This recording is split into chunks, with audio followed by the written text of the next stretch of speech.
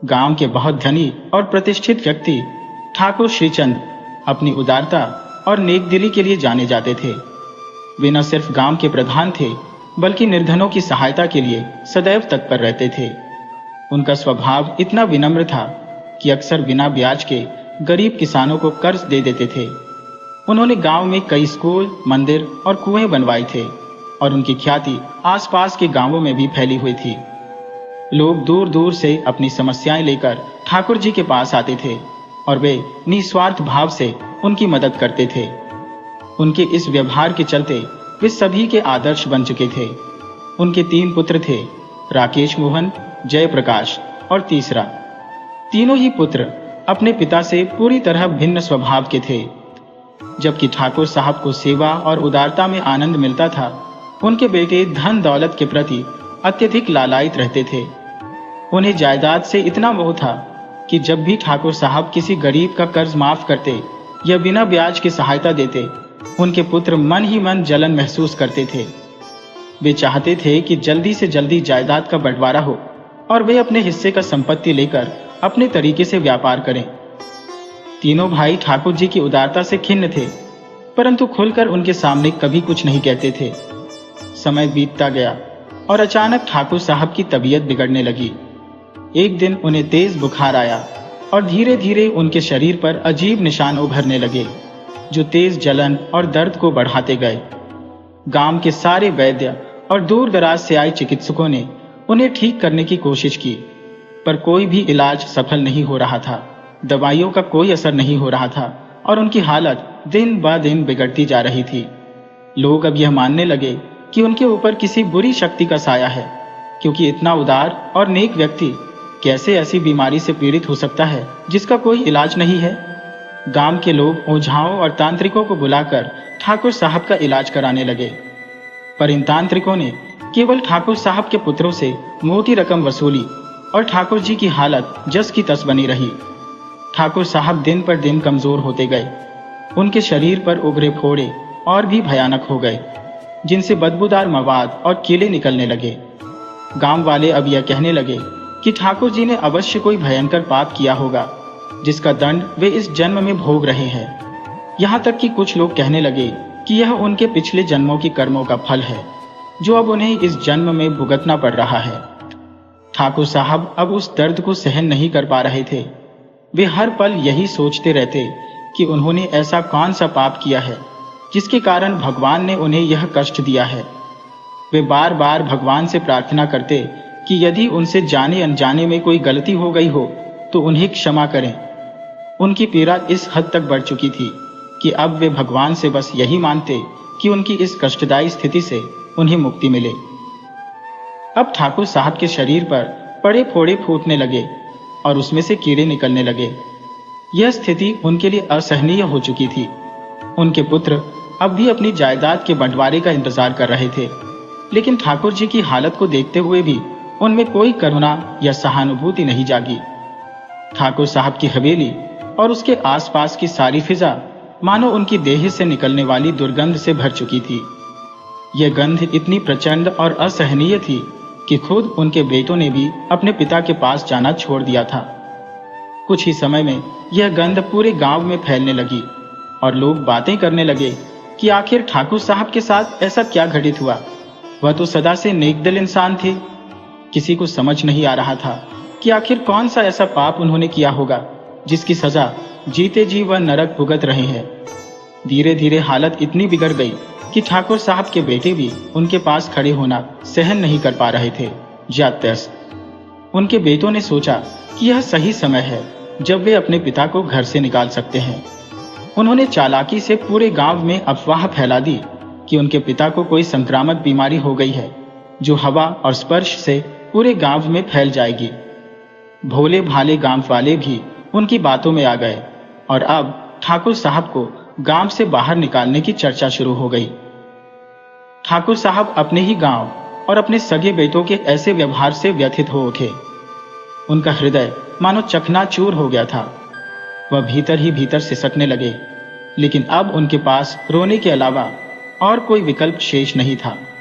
उन्हें यह सोचकर भारी धक्का लगा कि जिन बेटों को उन्होंने पाल पोस कर बड़ा किया, आज वही उनके साथ ऐसा व्यवहार कर रहे हैं। वह अपमान का घूंट पीते हुए यह सोचने लगे कि इससे पहले कि गांव वाले और उनके बेटे उन्हें हवेली और गांव से निकालें, बेहतर होगा कि वह स्वयं ही यहां से निकल जाए। रात के घनघोर अंधेरे में मन में भारी बोझ लिए ठाकुर साहब अपनी हवेली और गांव को छोड़कर अकेले ही निकल पड़े। उनका मन बार बार यही सवाल कर रहा था कि जिन बेटों के लिए उन्होंने अपनी जिंदगी का हर सुख त्यागा, वे अब उन्हें बीमारी के चलते यूं घर से निकालने पर तुल गए हैं। इस विचार ने उनके दिल को छलनी कर दिया और वे जंगल की ओर बढ़ते चले गए। ठाकुर साहब ने न तो रात की कालिमा का भय किया और न ही जंगली जानवरों का।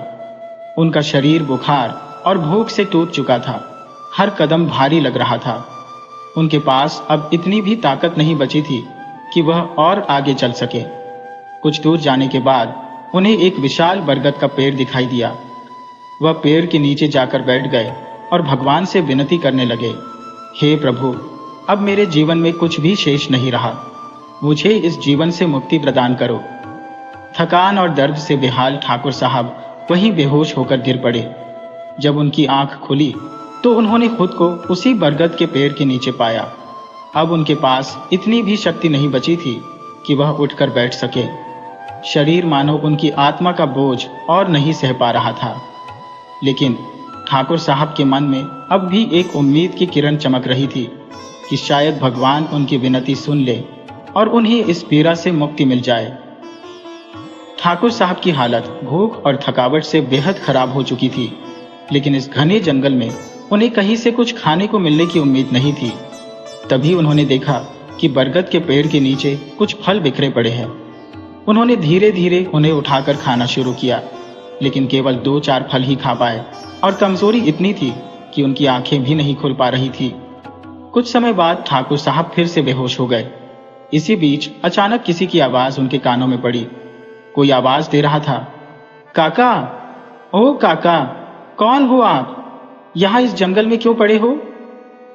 आवाज सुनकर ठाकुर साहब की बेहोशी थोड़ी कम हुई। उन्होंने बड़ी मुश्किल से अपनी आंखें खोली तो देखा कि एक दुबला पतला लड़का जिसकी भूरी आंखें थी उनके सिर के पास बैठा उन्हें देख रहा था। वह लड़का बोला, काका, आप कौन हो? इस घने जंगल में क्या कर रहे हो? कितने दिनों से नहाए भी नहीं लगते। आपके शरीर से अजीब सी गंध आ रही है। ये जंगल बहुत डरावना है, यहाँ जंगली जानवर भी घूमते रहते हैं। अगर आप यहाँ पड़े रहे तो कोई जानवर आकर आपको खा जाएगा। उठिए जल्दी। लड़की ने ठाकुर साहब को सहारा देकर बरगद के पेड़ के तने के पास बैठा दिया और खुद भी वही उनके पास बैठ गया। फिर उसने दोबारा पूछा, काका, बताओ तो सही, कौन हो आप? ठाकुर साहब ने लड़के को बड़ी हैरानी से देखा। उनकी नजर पास खड़ी एक बैलगाड़ी पर गई। शायद वो लड़का उस बैलगाड़ी से यहाँ आया था। ठाकुर साहब बोले, बेटा, तुम कौन हो और यहाँ इस जंगल में क्या कर रहे हो? लड़के ने जवाब दिया, मेरा नाम भीष्मा है। मैं अपने एक मित्र के यहाँ से लौट रहा हूँ। यही रास्ता मेरे गांव को जाता है। आपकी हालत देखकर मैं रुक गया। आप यहाँ कैसे आए? ठाकुर साहब ने उससे पूछा, कौन से गांव के हो बेटा? लड़का बोला, यहाँ से 40 कोस दूर है मेरा गांव। ये सुनकर ठाकुर साहब को याद आया कि वह इलाका उनकी ही जमींदारी में आता है। तभी लड़के ने फिर पूछा, काका, आप बहुत बीमार लग रहे हो। आपकी देह से अजीब महक आ रही है और शरीर में फोड़े भी दिख रहे हैं। ठाकुर साहब ने सोचा कि यह लड़का उनके ही इलाके का है, तो उसे अपनी असली पहचान बताना ठीक नहीं रहेगा। उन्होंने अपनी पहचान छुपाने का निश्चय किया और बोले, बेटा, मैं पास के ही गांव का एक साधारण किसान हूँ। पता नहीं किस जन्म के पाप की सजा मिल रही है मुझे, जो ये बीमारी हो गई। मेरे पूरे शरीर में फोड़े हो गए हैं, कीड़े पड़ गए हैं और बदबू आने लगी है। मैंने हर तरह का इलाज करवाया पर कोई फायदा नहीं हुआ।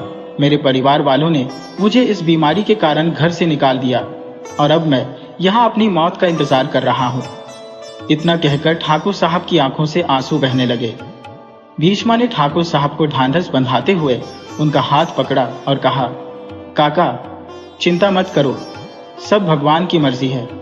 जो होना होता है वही होता है। भगवान की इच्छा के बिना इस दुनिया में कुछ भी नहीं होता। आप दुखी मत हो, मुझे कुछ नहीं होगा। ठाकुर साहब ने झट से अपना हाथ खींच लिया और बोले, बेटा, मुझे मत छुओ, ये बीमारी छूत की है, तुम्हें भी लग जाएगी। भीष्म मुस्कुराते हुए बोला, अरे काका, आप चिंता क्यों कर रहे हो? कुछ नहीं होगा। जीवन और मृत्यु, सुख और दुख सब भगवान के हाथ में है। जब तक उनकी मर्जी नहीं होगी कुछ नहीं हो सकता। इसके बाद भीष्म उठा और अपनी बैलगाड़ी के पास जाकर एक पोटली और पानी का मटका लेकर आया। उसने पोटली खोलते हुए कहा, काका, ये लो, कुछ खा लो। ये मेरी मित्र की शादी से बचा हुआ भोजन है, उसकी माता पिता ने मेरे लिए रख दिया था। आप इसे खाओ, ताकत मिलेगी। ठाकुर साहब सच में कई दिनों से भूखे थे और जब सामने भोजन देखा तो अपने आप को रोकना उनके लिए नामुमकिन हो गया। वह भूख से बेहाल होकर खाने लगे, जैसे किसी तपते रेगिस्तान में भटकता हुआ प्यासा यात्री अचानक से पानी के स्रोत पर पहुंच जाए। जब उन्होंने भरपेट भोजन कर लिया तो भीष्मा ने पानी का मटका उठाकर उन्हें पिलाया। इस सब के बाद ठाकुर साहब को जो संतोष और तृप्ति मिली, वह उनके थके हुए शरीर और मुरझाई मन को कुछ राहत देने में सक्षम हुई। भूख तो जैसे उन्हें जीवित शव में बदल चुकी थी। ठाकुर साहब ने कहा, बेटा, तेरा बहुत बड़ा एहसान है मुझ पर। तूने मुझे भोजन कराया, मेरा पेट भरा। इस पर भीष्म मुस्कुराते हुए बोला, काका, इसमें कोई एहसान नहीं है, मैंने सिर्फ अपना फर्ज निभाया है। अब बताओ, तुम कहाँ जा रही हो? अगर कोई ठिकाना नहीं है तो मेरे साथ मेरे गांव चलो। वहाँ एक बड़े ज्ञानी वैद्य हैं, भविष्यवक्ता भी हैं। वो तुम्हें देखेंगे, शायद तुम ठीक हो जाओ।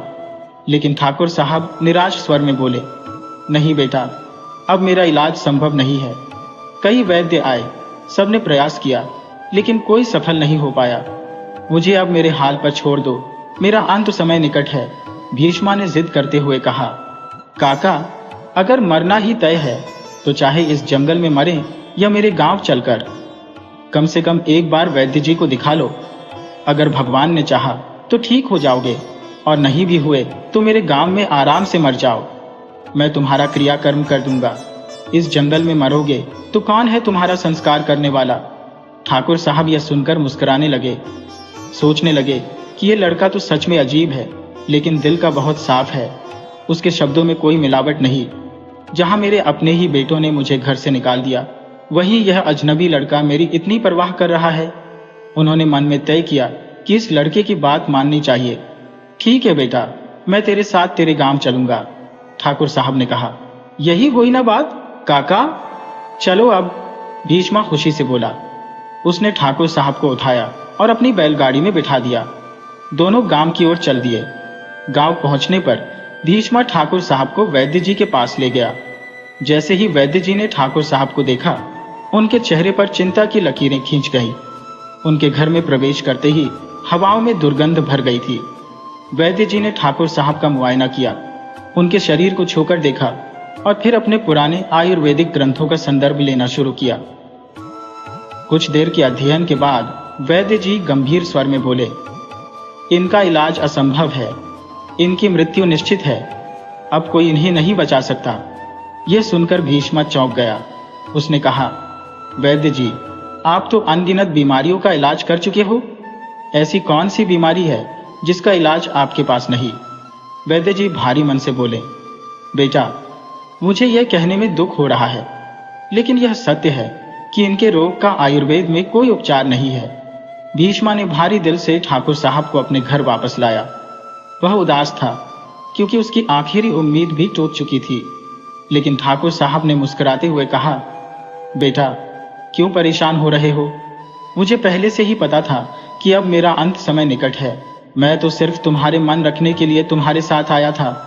भीष्मा ने अपनी आंखों में आंसू भरे, लेकिन वह जानता था कि उसने जितना कर सकता था किया।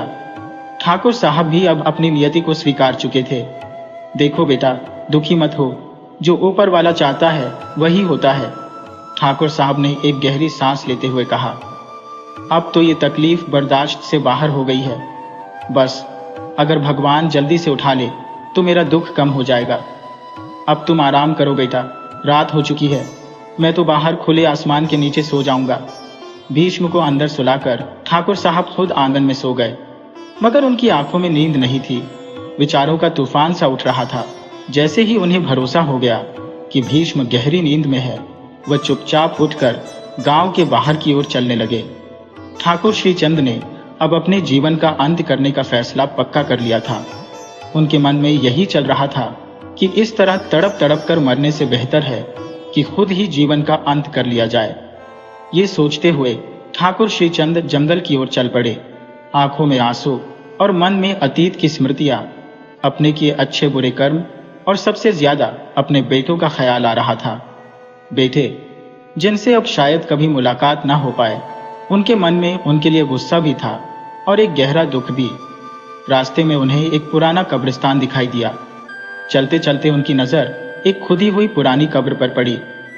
ऐसा लगा जैसे किसी जानवर ने मुर्दे को निकालने के लिए उस कब्र को खोद दिया हो।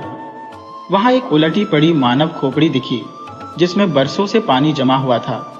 उस पानी में अनगिनत कीड़े तैर रहे थे। पास ही एक काला सांप उस खोपड़ी में से पानी पीकर चला गया। ठाकुर साहब के मन में एक विचार आया, ये पानी अब जहरीला हो चुका होगा।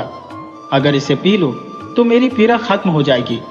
बिना कोई हिचकिचाहट ठाकुर साहब ने उस खोपड़ी को उठाया और एक ही सांस में सारा पानी पी गए।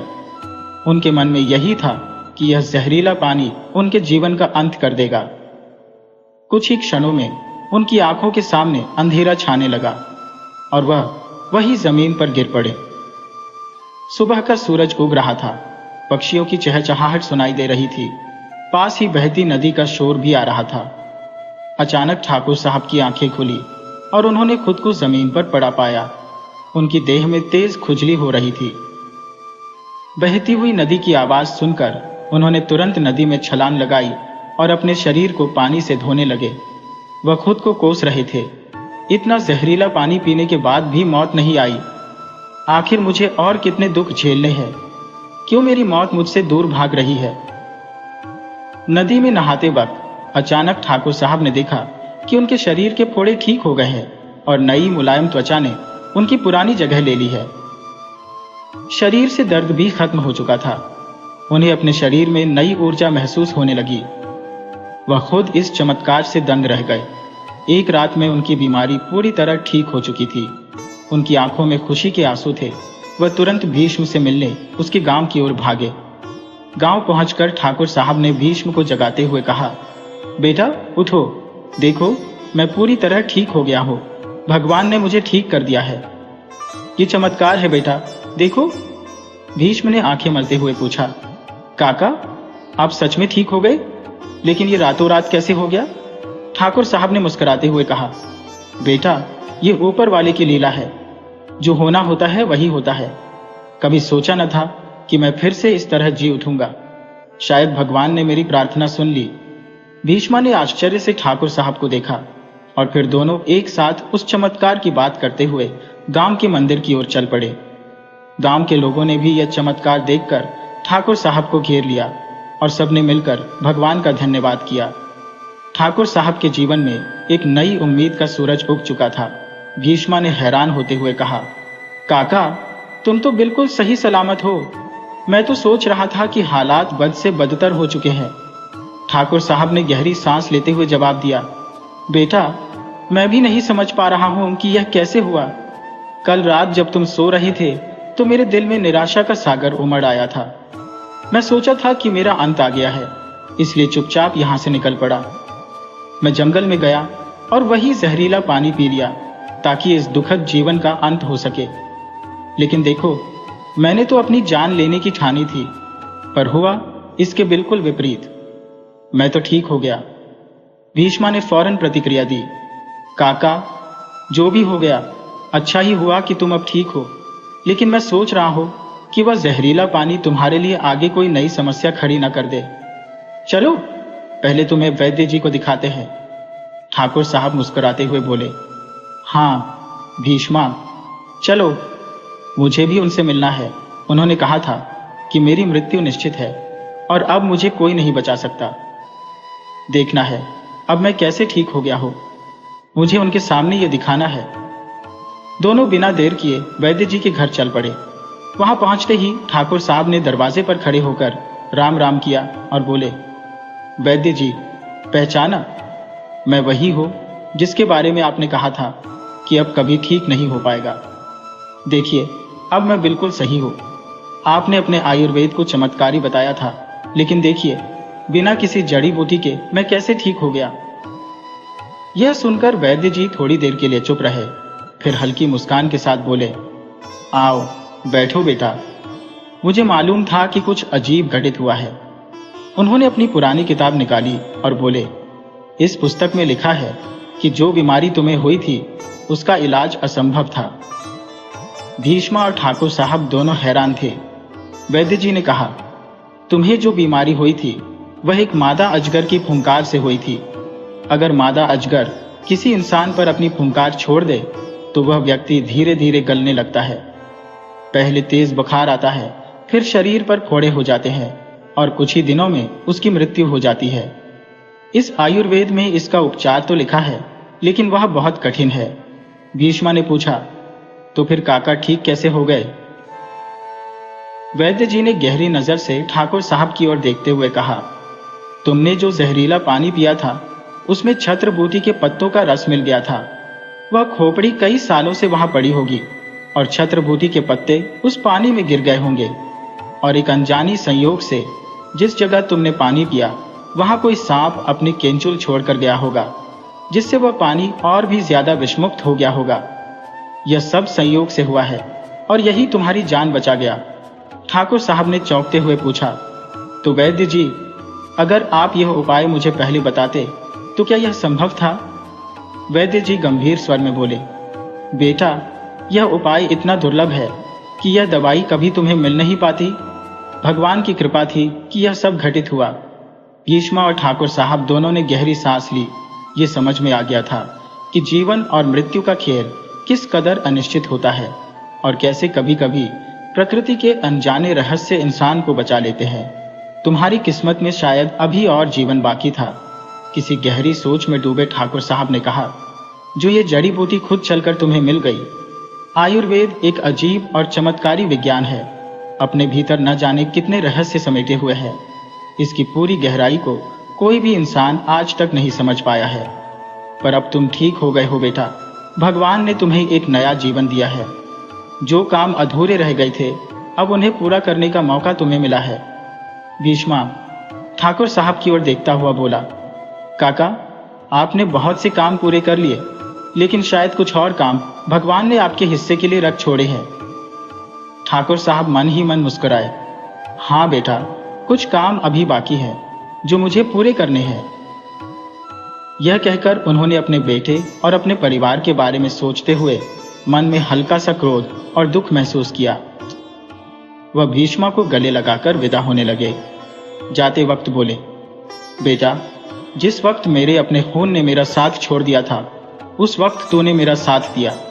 मैं यह उपकार कभी नहीं भूलूंगा। भीष्मा थोड़ा हंसते हुए बोला, अरे काका, यह तो मेरा फर्ज था। ठाकुर साहब अपने गांव की ओर लौट पड़े। जब गांव पहुंचे तो उन्होंने देखा कि उनके बेटे अपने अपने व्यापार में डूबे हुए हैं। तीनों ने उनकी संपत्ति और जायदाद को आपस में बांट लिया था। ये देखकर ठाकुर साहब के दिल में गहरी चुभन हुई। जिन बेटों को उन्होंने प्यार से पाला पोसा, उन्होंने मुश्किल वक्त में उन्हें घर से निकाल दिया और अब खुद को मालिक मानकर बैठे हैं। जब उनके बेटों ने ठाकुर साहब को देखा तो वे चौंक गए। एक बेटे ने कहा, अरे पिताजी, आप तो ठीक हो गए। हमने तो सोचा था कि आप अब इस दुनिया में नहीं होंगे। ये शब्द सुनकर ठाकुर साहब के मन में गहरी चोट लगी।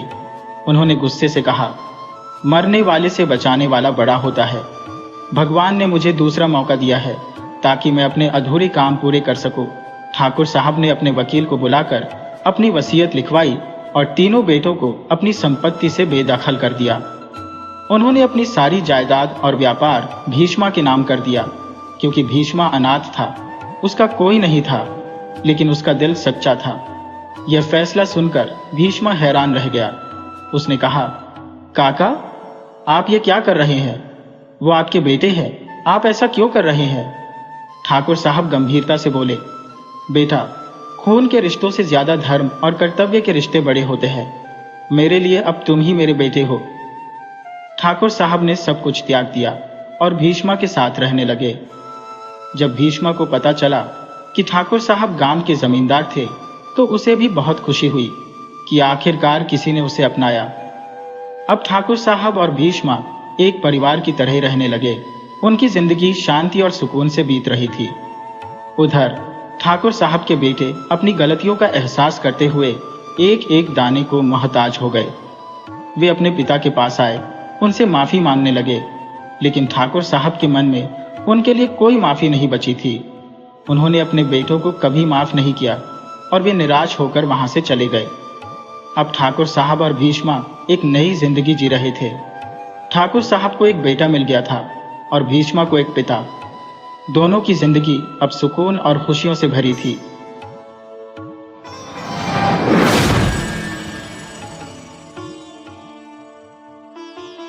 उज्जैन के प्राचीन नगर में एक ब्राह्मण परिवार निवास करता था, जो जहाजों के माध्यम से व्यापार करता था और विदेशों तक अपने कारोबार का विस्तार किए हुए था। उस परिवार में 7 भाई थे और उनमें सबसे छोटा अमन था।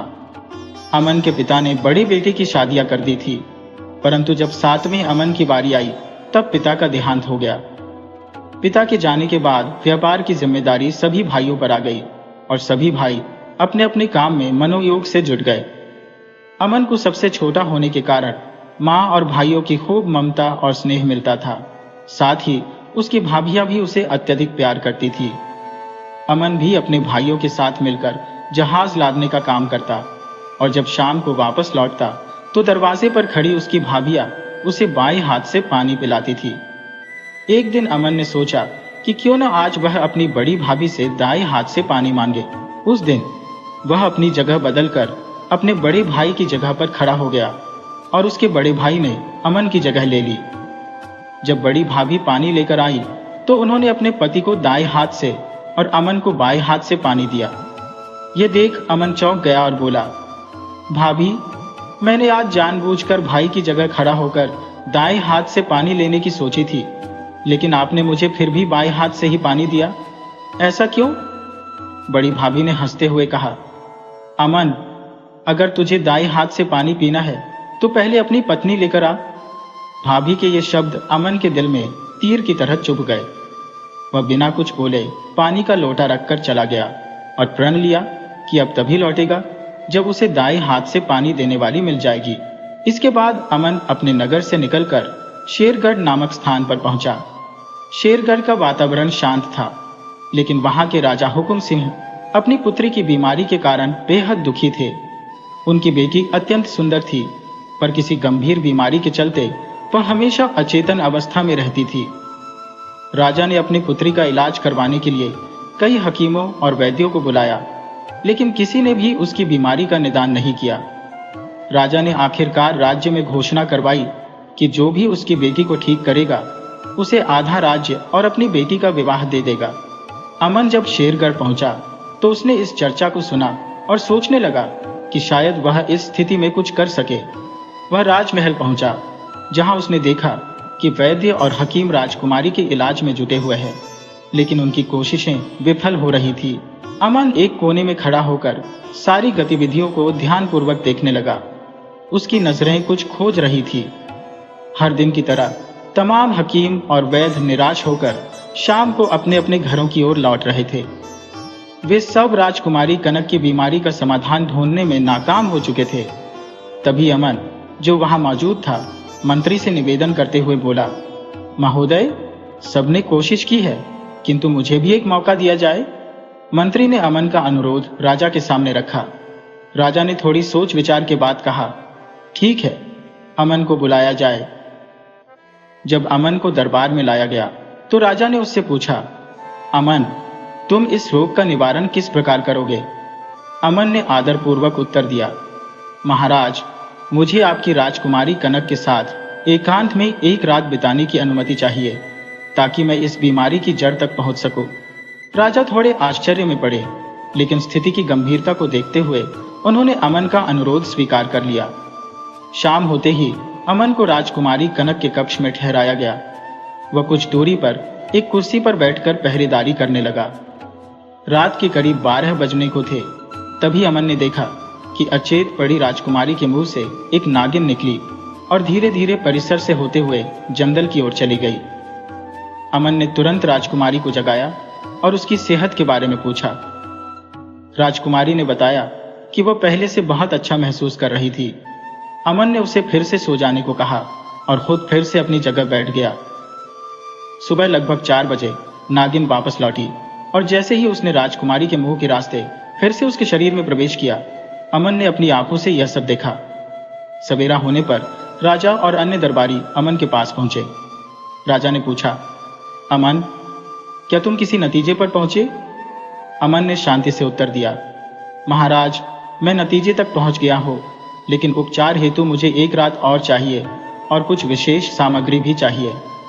राजा ने अपनी बेटी के स्वास्थ्य की उम्मीद में सहर्ष स्वीकृति दी और मंत्री को आदेश दिया, मंत्री जी, अमन को जो भी चाहिए वह तुरंत प्रदान किया जाए। मंत्री ने अमन से पूछा, कौन कौन सी सामग्री चाहिए?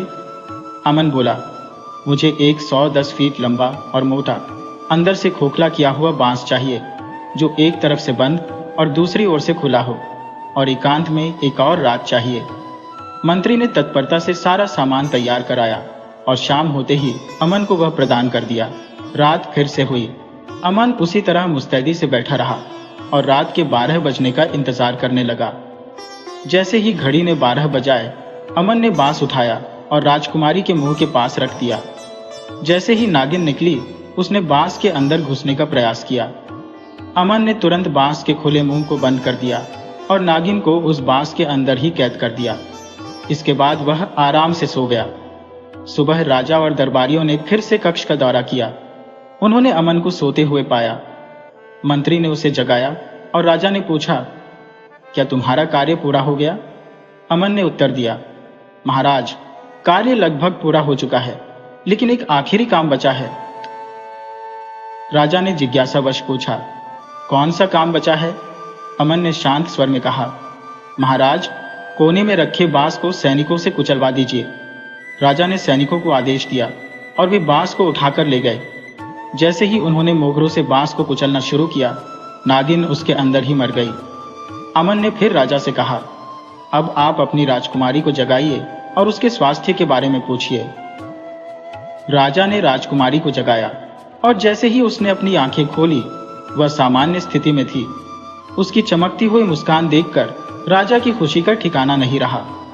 राजकुमारी ने अपने पिता से मिलते ही अपनी मां के पास जाने की इच्छा जताई और राजा ने हर्षपूर्वक उसे जाने दिया।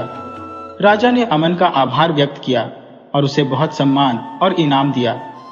राजा ने अपनी घोषणा के अनुसार अपनी बेटी कनक का विवाह अमन से कर दिया और वादा निभाते हुए आधा राज्य भी सौंप दिया।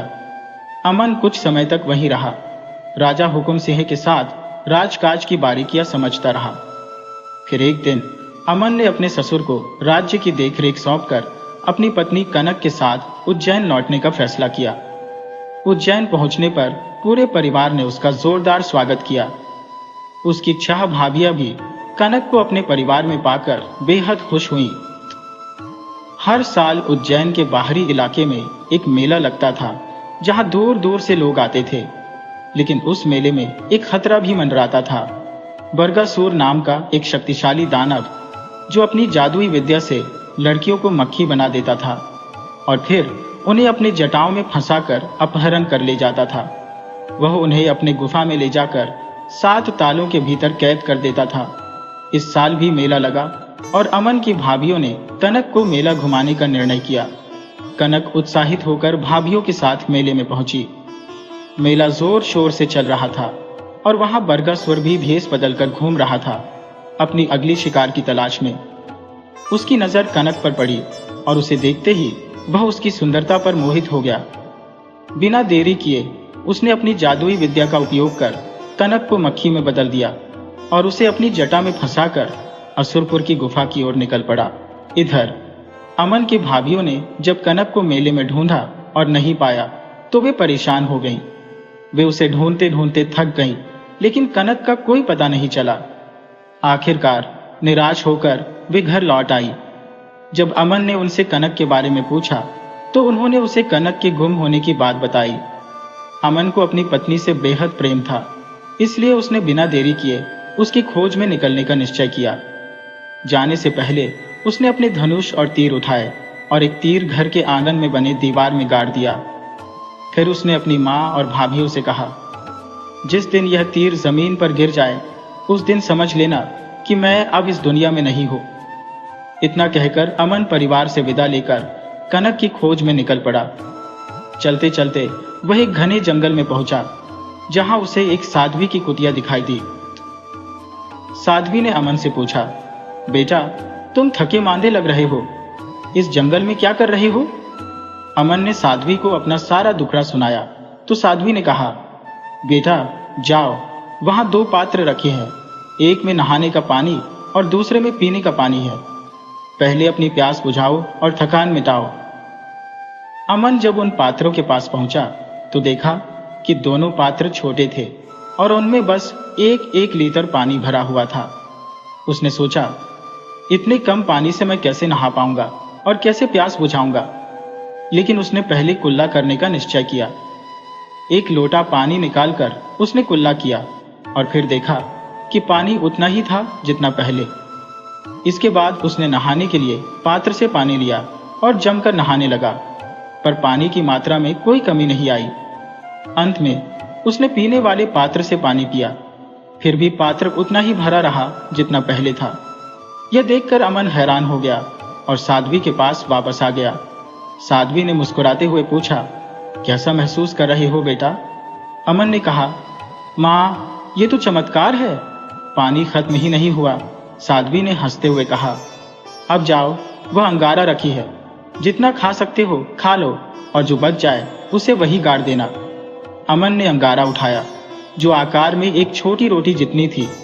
उसने सोचा, इतनी छोटी चीज से मेरा पेट कैसे भरेगा। फिर भी उसने उसे 2 टुकड़ों में बांटा और एक टुकड़ा खाकर दूसरा गाड़ दिया। लेकिन अचरज की बात यह थी कि अंगारा खत्म ही नहीं हुआ। अमन खाता गया और आखिरकार उसका पेट भर गया, लेकिन अंगारा का टुकड़ा वैसा का वैसा ही रहा। यह देखकर अमन और भी ज्यादा हैरान हो गया। उसने साध्वी से कहा, माँ आप तो अद्भुत हो, क्या आप मेरी पत्नी कनक के बारे में कुछ जानती है? साध्वी ने कहा, तेरी कनक को बरगासुर उठा ले गया है, वो बड़ा मायावी और बलशाली है, पर चिंता मत कर बेटा, तुझे रास्ता दिखाऊंगी। इतना सुनते ही अमन ने हाथ जोड़ते हुए कहा, माँ कृपा करके मुझे उस दानव से कनक को छुड़ाने का कोई उपाय बताइए। साध्वी ने हल्के स्वर में उत्तर दिया, बेटा इस बारे में मेरी जानकारी सीमित है। अगर तुम सच में समाधान चाहते हो तो तुम्हें मेरी गुरु माँ नौना चंदारी के पास जाना होगा, वही तुम्हें सही मार्गदर्शन दे सकेंगी। अमन ने तत्परता से कहा, माँ कृपया मुझे उनके पास जाने का रास्ता बता दीजिए। साध्वी ने उसे नौना चंदारी के आश्रम का रास्ता बता दिया। अमन ने साध्वी के निर्देशों का पालन करते हुए लंबी यात्रा शुरू की और चलते चलते वह महान साध्वी नौना चंदारी के पास पहुंच गया। ये साध्वी, जिन्हें 14 विद्याओं का ज्ञाता कहा जाता था और जिनके पास मायावी शक्तियों का असीम भंडार था, उन्हें सभी लोग आदर से प्रणाम करते थे। नौना चंदारी के आश्रम का परिवेश मंत्रमुग्ध कर देने वाला था। सफेद हंसों की कलरव भरी आवाजें और चारों ओर शांति। अमन ने आश्रम में प्रवेश किया और साध्वी से दुआ सलाम की। साध्वी ने अमन से उसकी यात्रा और उसकी समस्या के बारे में पूछा और अमन ने विनम्रता से पूरी बात बता दी। साध्वी नौना चंदारी ने उसे ध्यान से सुना, फिर शांत स्वर में कहा, बेटा इस मायावी दानव से कनक को छुड़ाना आसान नहीं है। वह उसे 7 तालों वाली गुफा में कैद कर चुका है। जब भी वह बाहर जाता है तो अपनी माया से गुफा का द्वार बंद कर देता है। कोई भी उसकी अनुपस्थिति में गुफा के अंदर प्रवेश नहीं कर सकता, और अगर कोई व्यक्ति उसके काम में हस्तक्षेप करता है तो वह अपनी माया से उसे पत्थर बना देता है। इसलिए बेटा बेहतर होगा कि तुम कनक को भूलकर अपनी जान की सलामती के लिए वापस चले जाओ। अमन ने दृढ़ता से उत्तर दिया, माँ मुझे अपनी जान की चिंता नहीं है। अगर मैं आया हूं तो अपनी कनक के साथ ही लौटूंगा, अन्यथा अपने प्राण त्याग दूंगा। साध्वी ने उसकी हिम्मत को देखकर कहा, ठीक है बेटा, जब तुमने ठान ही लिया है तो सुनो, जैसा मैं कहूंगी वैसा ही करना, अन्यथा एक छोटी सी भूल भी तुम्हें पत्थर बना सकती है। अमन ने पूरी गंभीरता से कहा, माँ जैसा आप कहेंगी मैं वैसा ही करूंगा। साध्वी ने समझाते हुए कहा, बेटा अभी शाम का समय है और इस वक्त दानव अपनी गुफा के अंदर होगा। यह समय गुफा तक पहुंचने का उचित नहीं है, इसलिए कल सुबह जब वह गुफा से बाहर विचरण के लिए निकले तभी तुम वहां जाओ। मेरी धोनी से दोनों मुट्ठियां राख भर लेना और गुफा के दरवाजे पर पहुंचते ही दाईं हाथ की मुट्ठी की राख को दरवाजे पर फेंक देना। इससे गुफा के सातों ताले खुल जाएंगे और तुम कनक से मिल सकोगे। लेकिन याद रखना, उसे अपने साथ अभी नहीं ले जा सकोगे। ले जाने का तरीका मैं बाद में बताऊंगी। जब तुम अपनी पत्नी से मिलकर लौटोगे तो बाएं हाथ की राख को दरवाजे पर डाल देना ताकि दरवाजा बंद हो जाए। फिर सीधी मेरे आश्रम की ओर आना। ध्यान रखना, पीछे से कोई आवाज दे तो मुड़कर मत देखना, अन्यथा तुम पत्थर बन जाओगे। अमन ने साध्वी की बातों को ध्यानपूर्वक सुना और कहा, ठीक है माँ, जैसा आप कहेंगी मैं वैसा ही करूंगा। इसके बाद अमन ने खाना खाया और आराम करने के लिए लेट गया। सुबह होते ही वह साध्वी के आदेश की प्रतीक्षा करने लगा। समय आने पर साध्वी ने उसे बुलाया और कहा, अमन, अब वह समय आ चुका है। जो मैंने बताया था वह तुम्हें याद है ना? अमन ने दृढ़ता से उत्तर दिया, हाँ माँ, मुझे आपकी हर बात याद है। साध्वी ने कहा, ठीक है, अब दानव गुफा से निकल चुका होगा। तुम जा सकते हो और ध्यान रखना, जैसा मैंने कहा है वैसा ही करना। अमन ने साध्वी के आदेश का पालन करते हुए यात्रा शुरू की और उसके मन में एक ही विचार था, कनक को बचाना, चाहे कुछ भी हो।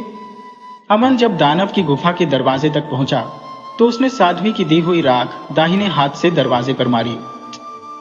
जैसे ही राख गिरी, गुफा के सारे ताले खुलने लगे और अमन बिना किसी रुकावट के 7वें कक्ष तक पहुंच गया। वहां उसने अपनी पत्नी कनक को कैद में देखा। कनक जैसे ही अमन को अपने सामने देखती है, वो दौड़कर उससे लिपट गई और आंसुओं में डूबते हुए बोली, मुझे यहां से ले चलो, मुझे डर लग रहा है। अमन ने अपने प्रियतम को शांत करते हुए कहा, प्रिय, घबराओ मत, मैं आ गया हूं, पर अभी तुम्हें यहां से ले जाना मुमकिन नहीं, थोड़ा इंतजार और करना होगा। अमन की बात सुनकर कनक को थोड़ी राहत मिली और वो शांत हो गई। अमन फिर गुफा से बाहर आया और जाते वक्त बाएं हाथ की राख दरवाजे पर मारी। राख ने गुफा का दरवाजा फिर से बंद कर दिया। इसके बाद अमन साध्वी की कुटिया की ओर बढ़ने लगा, मगर जब अमन गुफा से बाहर निकल ही रहा था तब बरगासुर ने उसे देख लिया। दानव ने मानव स्वर में अमन को पीछे से पुकारा, ओह पथिक, तेरे कुछ सामान गिर गए हैं, वापस आकर ले जा।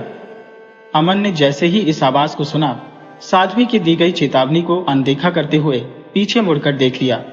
बस उसी क्षण अमन पत्थर का बन गया। अमन के पत्थर बनते ही उसके घर में आंगन में गाड़ा गया तीर गिर पड़ा। जैसे ही तीर गिरा, उसकी माँ और 6 भाभियां विलाप करने लगी। शाम को जब 6 भाई अपने व्यापार से लौटे और घर में मातम देखा तो माँ से पूछा, माँ, ये किसका शोक है? माँ ने आंसू पोंछते हुए कहा, तुम्हारा अनुज अमन अब इस दुनिया में नहीं रहा। वो तीर जो उसने गाढ़ा था आज जमीन पर गिर गया है। ये सुनकर 6 भाई बोले, माँ, हम उसे ढूंढने जाएंगे, तुम चिंता न करो, हम उसे ढूंढकर वापस लाएंगे। 6 भाइयों ने अपने तीर कमान उठाए और उन्होंने भी तीर आंगन में गाड़ दिया और माँ से बोले, जिस दिन हमारे तीर भी गिर जाए समझ लेना कि हम भी अब नहीं रहे। ये कहकर सभी भाई अपने अपने घोड़ों पर सवार होकर अमन की खोज में निकल पड़े। कई दिन चलने के बाद वे उसी साध्वी की कुटिया पहुंचे जहां अमन भी पहले आया था।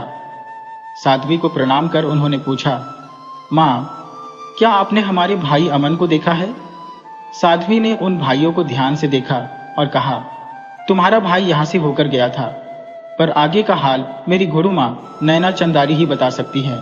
साध्वी के इस मार्गदर्शन पर 6 भाइयों ने उन्हें प्रणाम किया और आगे नैना चंदारी के आश्रम की ओर बढ़े। लंबी यात्रा के बाद वे आखिरकार वहां पहुंचे। नैना चंदारी को प्रणाम करने के बाद उन्होंने अपना परिचय दिया। माँ, हम अमन के बड़े भाई हैं। हम उसकी और उसकी पत्नी कनक की खोज में निकले हैं, कृपया हमारी मदद कीजिए।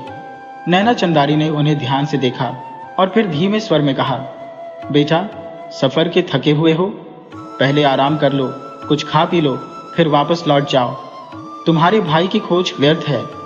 यह सुनकर सबसे बड़े भाई ने दृढ़ स्वर में कहा, माँ, हम अपने भाई और उसकी पत्नी को लिए बिना वापस नहीं जा सकते। नैना चंदारी ने गहरी सांस ली और बोली, तुम्हारा भाई अब पत्थर का बन चुका है, वो देखो। वही खड़ा है, और तुम्हारी अनुज कनक, वो अब भी महादानव की गुफा के 7 तालों के पीछे कैद है। तुम्हारे भाई ने भी उसे बचाने की कोशिश की थी, मगर नतीजा वही हुआ जो अब तुम्हारे सामने है। अगर तुम भी अपनी जान की सलामती चाहते हो तो तुरंत यहां से लौट जाओ। भाइयों ने पत्थर बने अमन की ओर देखा। दिल भारी हो गया, पर हार मानने का सवाल ही नहीं था। हम बिना अमन और कनक के वापस नहीं लौटेंगे, बड़े भाई ने ठान ली। जब नवना चंदारी की बातें 6 भाइयों ने सुनी तो उन्होंने एक स्वर में कहा, माँ, हम अपने भाई और उसकी पत्नी को बचाने जाएंगे, नहीं तो हम भी उसी की तरह अपनी जान कुर्बान कर देंगे। अनुज पत्थर बन गया है, लेकिन कनक अभी भी सलामत है और गुफा में कैद है। पहले हम उससे मिलकर लौटते हैं। साध्वी ने भाइयों के साहस और अटूट प्रेम को देखकर कहा, ठीक है, पर ध्यान रखना, जो गलती तुम्हारे भाई ने की थी उसे मत दोहराना, वरना तुम्हारा भी वही हश्र होगा। 6 भाइयों ने सिर झुकाकर कहा, माँ, जैसा आप कहोगी हम वैसा ही करेंगे। तब नवना चंदारी ने उन्हें अमन की ही तरह समझाया और कहा, दानव के लौटने में 3 घंटे का समय है। उस दौरान तुम्हें वापस लौटना होगा, और सबसे महत्वपूर्ण बात, पीछे मुड़कर मत देखना, चाहे कोई कुछ भी कहे। फिर उन्होंने भाइयों को धोनी से राख दी और उन्हें दानव की गुफा की ओर भेज दिया। जब वे गुफा पर पहुंचे तो दरवाजे पर दाहिने हाथ की मुट्ठी की राख फेंकी, जिससे दरवाजे के साथ साथ गुफा के सभी ताले खुल गए। 6 भाई भीतर चले गए और कनक ने उन्हें देखते ही उनके पैरों में गिरकर रोते हुए कहा, आप मुझे यहां से ले चलिए। अमन भी आया था, लेकिन वादा करके लौट नहीं सका। 6 भाई बोले, कनक, चिंता मत करो, हम तुझे लेकर ही जाएंगे, लेकिन अभी एक दिन धैर्य रखना होगा। हम 7वीं माँ से तेरे साथ जाने का तरीका जानकर कल लौटेंगे। कनक को भाइयों की बातों पर पूरा भरोसा हो गया। भाइयों ने गुफा का दरवाजा बाएं हाथ की राख से बंद कर दिया और नवोना चंदारी की कुटिया की ओर चल पड़े। लेकिन तभी दानव बरगासुर वापस आया और उसने भाइयों को गुफा से निकलते देख लिया। वह एक दुखी व्यक्ति की आवाज में बोला, भाइयों, मैं लंगड़ा हूं और तुम्हारे पीछे चल रहा हूं। मेरी चलने की क्षमता नहीं है, मुझे थोड़ी सहायता कर दो। उसकी दर्द भरी आवाज सुनकर 6 भाइयों ने वही गलती की जो अमन ने की थी। नवना चंदारी की चेतावनी को नजरअंदाज कर उन्होंने पीछे मुड़कर देख लिया। बस देखते ही सभी भाई पत्थर के बन गए। बरगासुर गुफा में लौटते ही कनक से बोला, यहाँ कौन आया था? कनक ने उत्तर दिया, मुझे क्या पता, मैं तो 7 तालों के भीतर कैद हूँ। बाहर की दुनिया से मुझे कुछ खबर नहीं। दानव ने बाहर की निगरानी की और संतुष्ट होकर बड़बड़ाया, उन सभी को तो मैंने सजा दे दी, अब देखता हूँ अगला कौन आता है। उसके ये शब्द सुनकर कनक के पैरों तले जमीन खिसक गई। उसने सोचा, हो ना हो इसने मेरे जेठों को भी मार डाला है। इस विचार ने उसे अंदर से तोड़ दिया और उसने जीने की हर उम्मीद छोड़ दी। उधर जैसे ही 6 भाई पत्थर बने, उनके आंगन में बनी दीवार से 6 तीर नीचे गिर पड़ी। इसे देखकर अमन की मां और 6 भाभियां फूट फूट कर रोने लगी। उनका विलाप दिन से रात तक चलता रहा। रात में राजा वीर विक्रमादित्य हमेशा की तरह अपने नगर उज्जैन का हाल जानने निकले। जब उन्होंने एक ब्राह्मणी और उसकी 6 बहुओं को रोते देखा तो वे उनके पास गए और पूछा, माँ, क्या हुआ? इतनी रात गए तुम अपनी बहुओं के साथ क्यों विलाप कर रही हो? ब्राह्मणी ने अश्रुपूरित आंखों से उत्तर दिया, महाराज, मेरे 6 बेटे थे जिन्होंने। एक बार ब्राह्मणी अपने बेटे और बहुओं के दुख में डूबी बैठी थी। एक बहू मेले में गुम हो गई थी और उसका पता लगाने के लिए उसके 7 बेटे गए थे, पर अब वे इस दुनिया में नहीं रहे। ब्राह्मणी का दुख बयां करते हुए उसने कहा, अब हम कैसे जिएंगे? राजा विक्रमादित्य ने ब्राह्मणी की पीड़ा को महसूस करते हुए कहा, मां, चिंता मत कर, मैं तेरे बेटों और बहुओं की खैर खबर लेकर ही वापस आऊंगा। जब तक तेरे सभी बेटे और उनकी पत्नियां साथ नहीं होंगी तब तक मैं लौट कर नहीं आऊंगा। इतना कहकर राजा विक्रमादित्य अपने घोड़ी पर सवार होकर रात में ही निकल पड़े। रात भर घुड़सवारी करने के बाद राजा एक नगर कंचनगढ़ पहुंचे। वहां पहुंचकर वे एक ब्राह्मणी के घर विश्राम के लिए रुके, जिसका नाम सुगंधा था।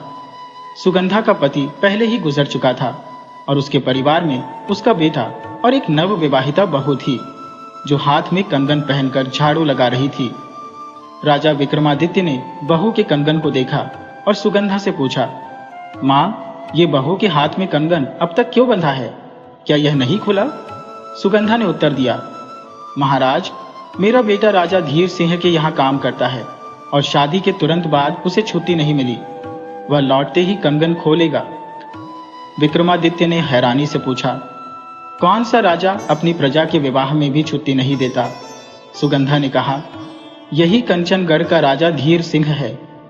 कुछ समय विश्राम के बाद राजा विक्रमादित्य ने साधारण भेष धारण किया और सुगंधा के बेटे मोहन से मिले, जो रात में राजा धीर सिंह की पलंग की पहरेदारी करता था।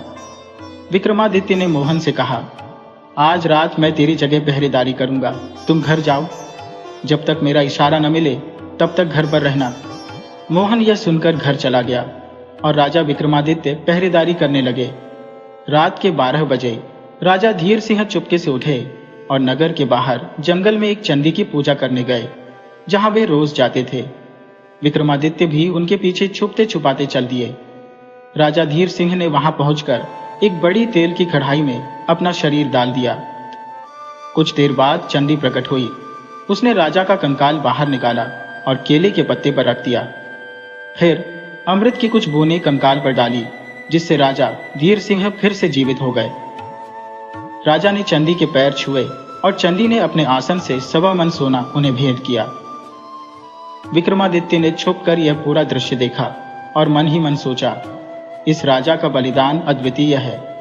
यह अपनी प्रजा की भलाई के लिए हर रोज अपने प्राणों की आहुति देता है। राजा धीर सिंह रोजाना यह सोना अपनी प्रजा के गरीबों में दान कर देते थे। विक्रमादित्य को यह जानकर गहरा सम्मान हुआ और वे सोचने लगे कि इतने निस्वार्थ राजा के लिए कोई भी कष्ट उठाना गर्व की बात है। लेकिन विक्रमादित्य ने मन ही मन ठान लिया था कि वह राजा धीर सिंह को इस दुखदायी जीवन से मुक्त करके रहेगा। वह चुपचाप राजा धीर सिंह का पीछा करता हुआ उनके महल तक पहुंच गया।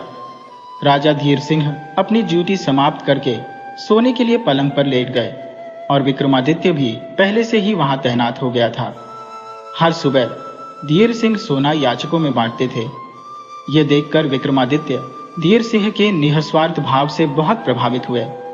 उन्होंने मन में निर्णय कर लिया कि राजा को इस दुष्चक भरे कर्म से मुक्त करेंगे। शाम होते ही विक्रमादित्य प्रतीक्षा में थे। जैसे ही रात 12 बजे, जब राजा धीर सिंह जागने की कोशिश कर रहे थे, विक्रमादित्य ने अपने अद्भुत ज्ञान और शक्तियों का प्रयोग किया और धीर सिंह को गहरी नींद में सुला दिया। विक्रमादित्य ने चुपचाप उनके स्थान पर अपनी जगह ली और चंडी की मढ़ी की ओर निकल पड़े।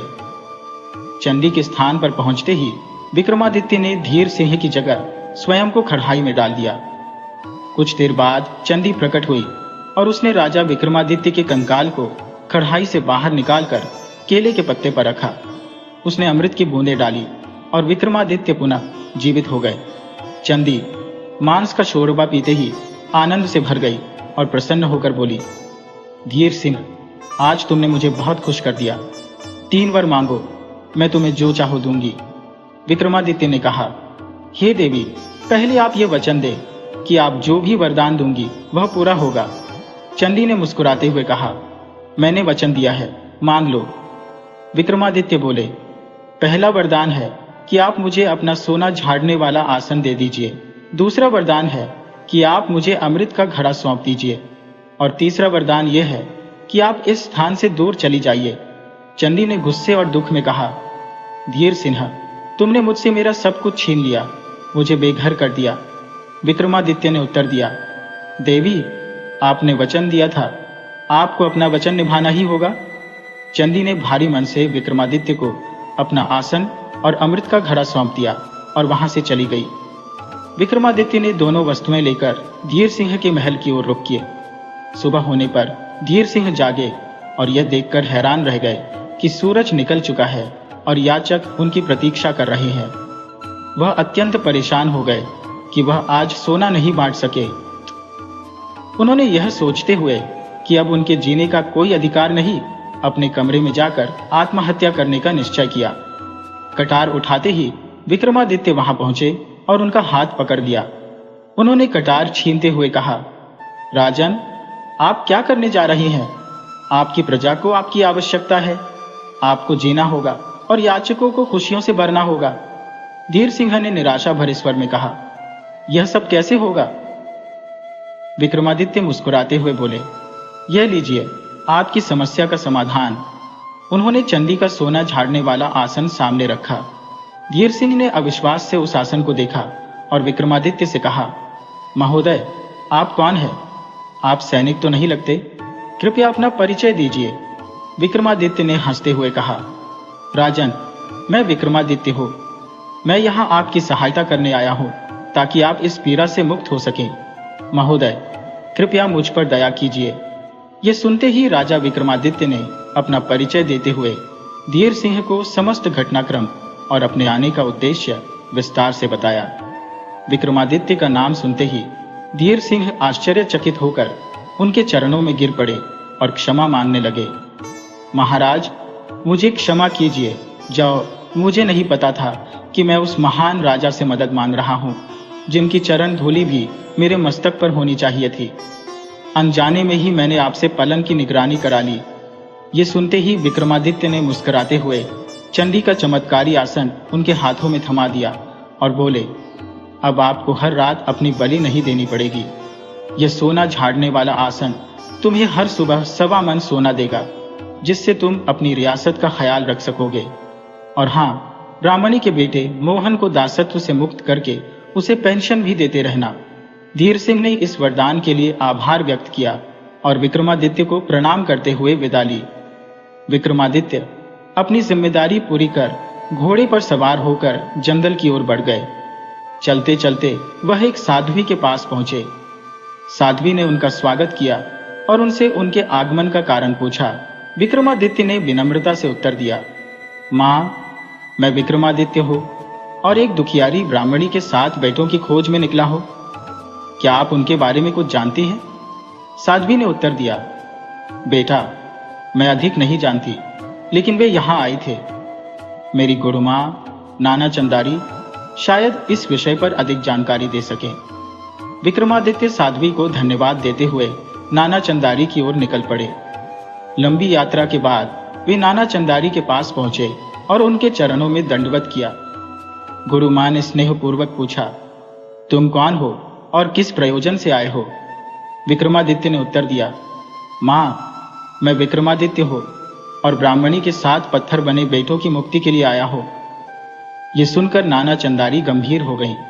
उन्होंने कहा, बेटा, वे 7 भाई तो पत्थर बन चुके हैं। क्या तुम भी वही गलती करना चाहते हो? उनकी तरह पत्थर बनना चाहते हो?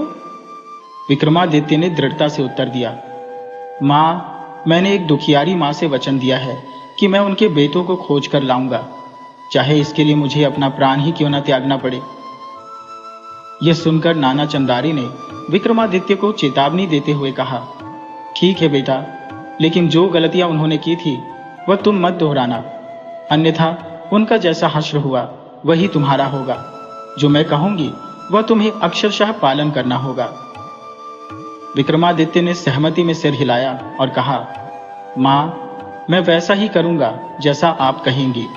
नाना चंदारी ने समझाया, अब वह समय नहीं है जब तुम महादानव वर्गसुर की गुफा में जा सको। तुम्हें रात भर मेरे पास रुकना होगा और सुबह मेरे आदेश का पालन करना पड़ेगा। विक्रमादित्य बोले, मैं तैयार हूं मां। अगली सुबह दानव के गुफा से बाहर निकलते ही नाना चंदारी ने विक्रमादित्य को निर्देश दिया, बेटा, क्या तुम तैयार हो? विक्रमादित्य ने आत्मविश्वास से कहा, हाँ मां, मैं पूरी तरह तैयार हूं। नाना चंदारी ने कहा, मेरे दिए हुए धूल से अपनी दोनों मुट्ठियां भर लो। गुफा के दरवाजे पर पहुंचकर दाहिने हाथ की मुट्ठी की राख को दरवाजे पर मारना, जिससे गुफा का द्वार खुल जाएगा। जब अंदर जाकर उन भाइयों से मिलकर लौटो, तब बाईं हाथ की राख से दरवाजा बंद कर देना और बिना पीछे मुड़े सीधे यहां लौट आना। अगर किसी ने तुम्हें पीछे से पुकारा तो मत देखना, नहीं तो तुम भी पत्थर बन जाओगे। विक्रमादित्य ने कहा, मां, जैसा आपने कहा मैं वैसा ही करूंगा। विक्रमादित्य ने नाना चंदारी से राख लेकर दानव की गुफा की ओर प्रस्थान किया। जैसे ही वह गुफा के पास पहुंचे, उन्होंने दाहिनी मुट्ठी की राख दरवाजे पर मारी और दरवाजा स्वतः खुल गया। विक्रमादित्य 7 तालों के पीछे कैद कनक तक पहुंच गए। कनक ने विक्रमादित्य को देखा और उनके पैरों में गिरकर रोने लगी। हे दयालु व्यक्ति, कृपया मुझे इस दानव से बचा लीजिए। मेरे जेठ भी आए थे और वादा करके चले गए, लेकिन वे वापस नहीं लौटे। अब आप आए हैं तो कृपया मुझे अपने साथ ले जाइए। विक्रमादित्य ने उसे सांत्वना दी। धैर्य रखो बेटी, हम तुम्हें यहां से अवश्य ले चलेंगे, लेकिन 3 दिन का धैर्य रखना पड़ेगा। बेटी, हम अभी चलते हैं, हम तुम्हें ले जाने का प्रबंध करके कल फिर आएंगे। यह कहते हुए राजा विक्रमादित्य गुफा से बाहर निकले। जैसे ही बाहर आए, उन्होंने बाएं हाथ की मुट्ठी में बची हुई राख गुफा के दरवाजे पर मारी, जिससे दरवाजा बंद हो गया। तत्पश्चात विक्रमादित्य ने तेजी से नाना चंदारी की मंडी की तरफ दौड़ लगाई। इधर दानव वर्गास वापस अपनी गुफा की ओर लौट रहा था। उसने राजा विक्रमादित्य को मंडी की तरफ दौड़ते हुए देखा और उनके पीछे भागने लगा। वर्गास ने हर मुमकिन प्रयास किया कि विक्रमादित्य पीछे मुड़कर उसकी ओर देखे, लेकिन राजा ने उसकी किसी चाल में फंसने से इनकार कर दिया और सीधा मंडी में प्रवेश कर गए। वर्गास मंडी के पास पहुंच गया और नाना चंदारी से बोला, गुरु मां, आपकी मंडी में मेरा चोर छिपा है, उसे मुझे सौंप दो। चंदारी ने तीखी नजरों से उसे देखा और कहा, मेरी मंडी में चोर? कैसी बातें कर रहा है तू? यहां से भाग जा, वरना तुझे भस्म कर दूंगी। ये सुनकर वर्गास पीछे हट गया और गुफा की तरफ लौट गया। दानव के जाते ही नाना चंदारी ने विक्रमादित्य से कहा, बेटे विक्रम, यही है वर्गास महादानव, इससे कैसे निपटना है ये सोच लो। राजा विक्रमादित्य ने मुस्कुराते हुए जवाब दिया, मां, मैंने सब सोच लिया है, कल मैं फिर गुफा में जाऊंगा। नाना चंदारी ने पूछा, तुमने क्या सोचा है बेटा? विक्रमादित्य ने आत्मविश्वास से कहा, मां, कल का दिन मुझे दे दीजिए, मैं देखता हूं कि यह कैसे समाप्त होता है। नाना चंदारी ने कहा, ठीक है बेटा, कल का दिन भी तुम्हारा है। अगले दिन जैसे ही दानव गुफा से बाहर निकला, विक्रमादित्य फिर से अपनी दोनों मुट्ठियां राख से भरकर गुफा पहुंचे। दाएं हाथ की मुट्ठी की राख को दरवाजे पर मारते ही दरवाजा खुल गया और विक्रमादित्य भीतर चले गए। कनक को देखकर विक्रमादित्य बोले, बेटी कनक, आज जब दानव तुम्हारे पास लौटे तो उससे उसके काल के बारे में पूछना, मैं कल फिर से यहां आऊंगा। ये कहकर राजा विक्रमादित्य बाहर निकले और बाएं हाथ की मुट्ठी की राख दरवाजे पर मार दी, जिससे दरवाजा फिर से बंद हो गया। विक्रमादित्य वापस नाना चंदारी की मंडी की तरफ दौड़ पड़े। इस बार दानव वर्गास को शक हो गया था। वह तेजी से गुफा की ओर लौटा और अपनी गुफा के पास एक युवक को भागते हुए देखा। उसने सोचा, अब इसे जिंदा नहीं छोड़ूंगा, और उसके पीछे दौड़ा। लेकिन जब तक वह विक्रमादित्य को पकड़ पाता, राजा पहले ही मंडी में पहुंच चुके थे।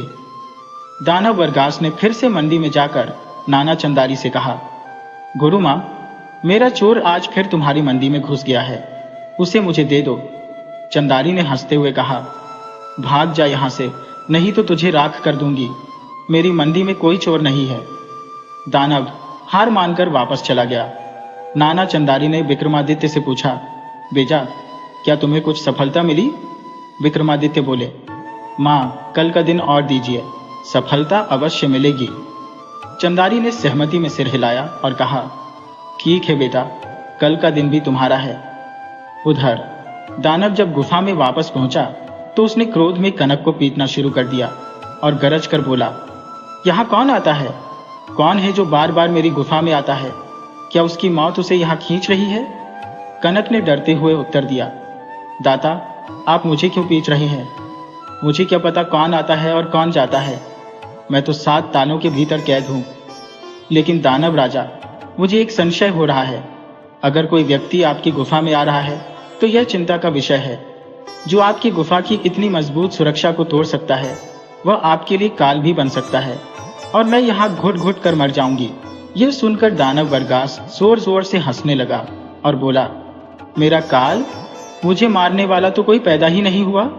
7 समुंदर पार तक कोई ऐसा योद्धा नहीं है जो मुझे हरा सके। अक्षयवर का पेड़ वो जगह है जहां बबूली का पिंजरा लटका है, और उस पिंजरे में एक बबूली कैद है। दरअसल उस बबूली में मेरी जिंदगी बंधी हुई है। पेड़ पर लिपटे हुए जहरीले सांप और बिच्छू उस पिंजरे की सुरक्षा कर रहे हैं। इनके रहते हुए किसी के लिए भी पिंजरे को छू पाना असंभव है।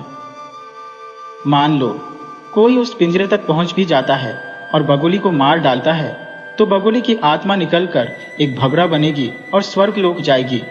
वहां से वह अमृत की बूंद भरकर वापस आएगी और बगुली के मुंह में डाल देगी, जिससे वह फिर से जीवित हो जाएगी और उसके साथ मैं भी पुनर्जीवित हो जाऊंगा। कनक, तेरा ये संशय करना व्यर्थ है। 7 समुंदर पार करना किसी के बस की बात नहीं। तू निश्चिंत हो जा, मुझे कोई मार नहीं सकता। इतना कहकर दानव अगले दिन सुबह जंगल की ओर चला गया ताकि अपना पेट भर सके। इधर राजा विक्रमादित्य गुफा के अंदर दाखिल हुए और कनक से दानव की मृत्यु का राज जानकर खुशी से झूम उठे। वे जल्दी से वापस लौटे और गुरु मां नाना चंदारी को सब कुछ बताते हुए बोले, मां, मिल गया दानव का काल। उसकी मौत का रहस्य पता चल गया है। नाना चंदारी ने विक्रमादित्य की बात सुनकर पूछा, 7 समुंदर पार कैसे जाओगे बेटा? राजा विक्रम ने चिंतित स्वर में कहा, यही तो सवाल है मां, कैसे जाऊं? नाना चंदारी ने मुस्कुराते हुए जवाब दिया, बेटा विक्रम, इसकी चिंता मत कर, जाने का प्रबंध मैं कर देती हूँ। चंदारी ने अपनी कुटिया के पास विचरण कर रहे हंसों में से एक हंस को बुलाया। हंस ने पास आकर पूछा, मां, किस काम के लिए आपने मुझे बुलाया? चंदारी ने कहा, बेटा, तुम्हें विक्रम को अपनी पीठ पर बिठाकर 7 समुंदर पार ले जाना है और रास्ते में इनकी पूरी सहायता करनी है। हंस ने कहा, ठीक है मां, लेकिन मुझे एक शर्त रखनी है। हर समुद्र पार करने के बाद मुझे कुछ खाने को चाहिए, नहीं तो मैं दूसरा समुद्र पार नहीं कर पाऊंगा। चंदारी ने हंस की बात पर सहमति जताते हुए कहा, ठीक है बेटा, मैं तेरे लिए लड्डू बना देती हूँ। गुरु मां ने हंस के लिए 14 लड्डू तैयार कर दिए। विक्रमादित्य से कहा, बेटा, ये 14 लड्डू ले जाओ। हर समुद्र पार करने के बाद हंस को एक लड्डू खिलाना मत भूलना। फिर उन्होंने आगे कहा, सुनो, रास्ते में तुम्हें जो भी मिले उसे ध्यान से याद रखना।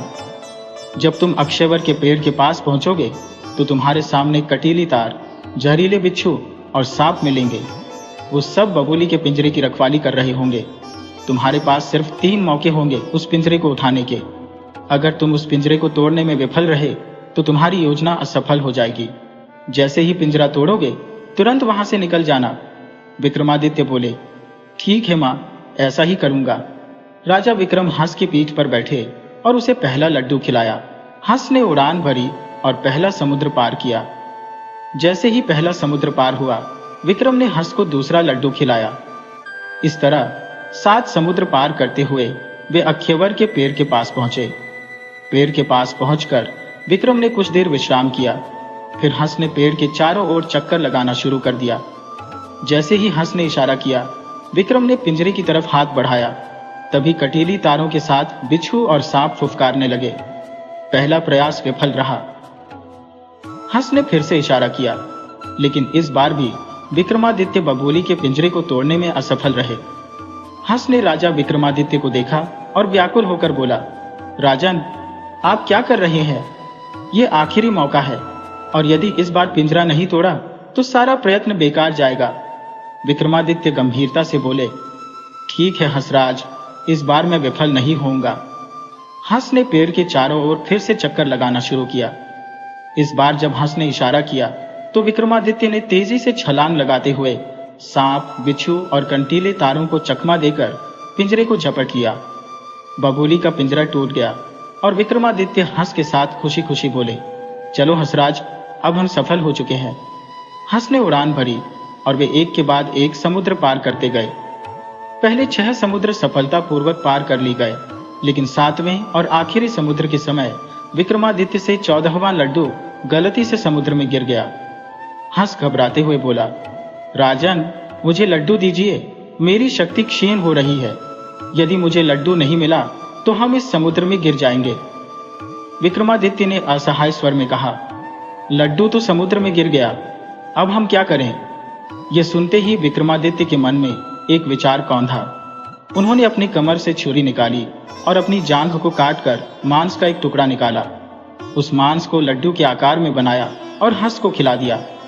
हंस ने वह मांस खाया और अपनी ताकत को महसूस किया।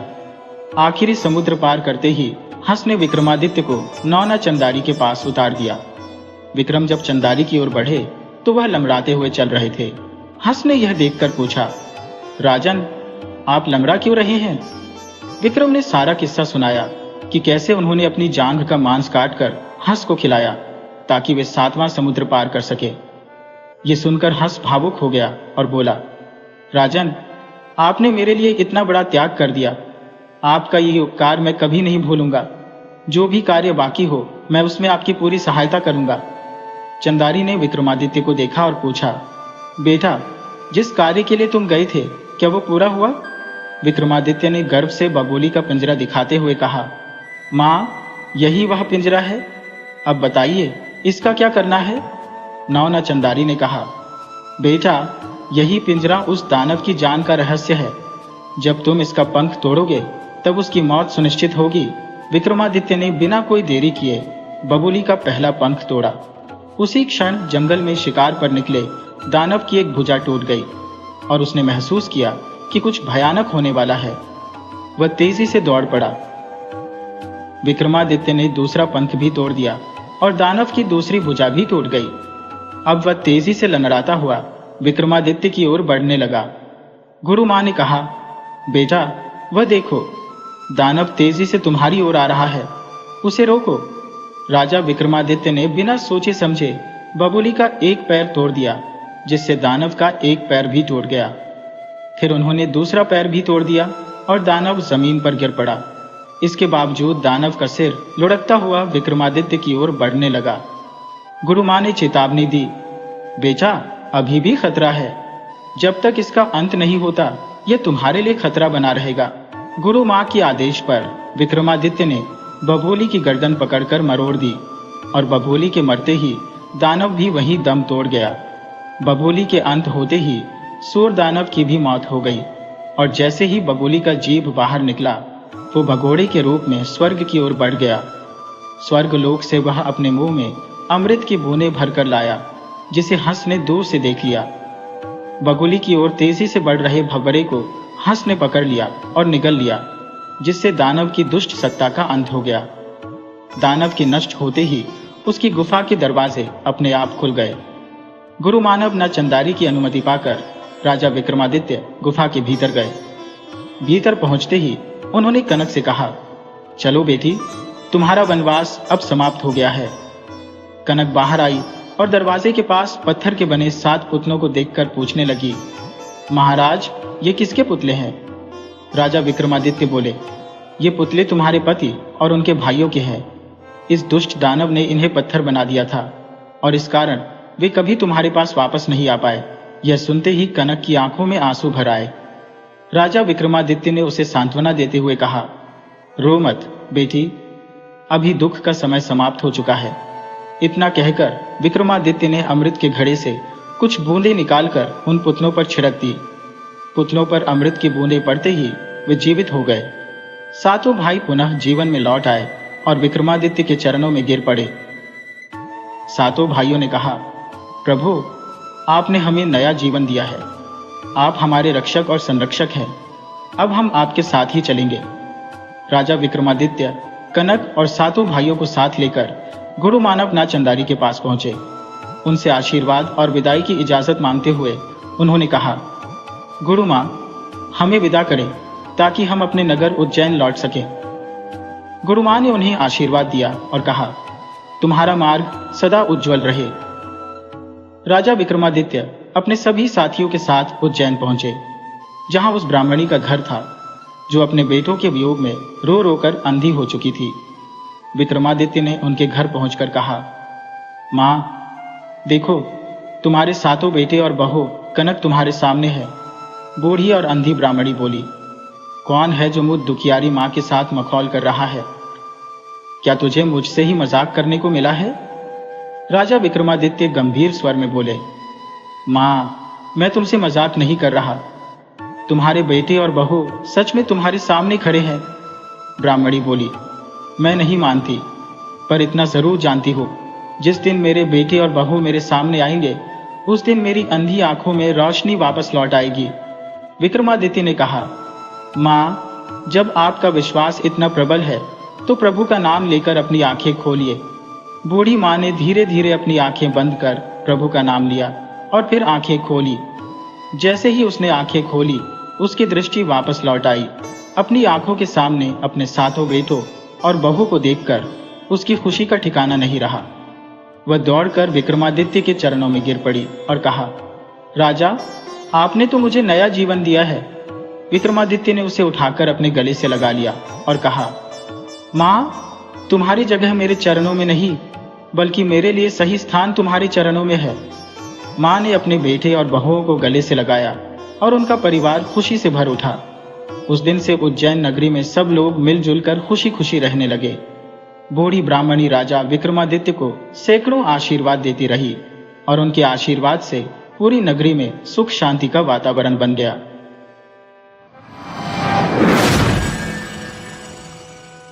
वीडियो अच्छी लगी हो तो इसे लाइक करें और ऐसी ही मज़ेदार कहानियों के लिए चैनल को सब्सक्राइब करें और बेल आइकन दबाएं। ज़्यादा से ज़्यादा अपने दोस्तों को शेयर करें। धन्यवाद।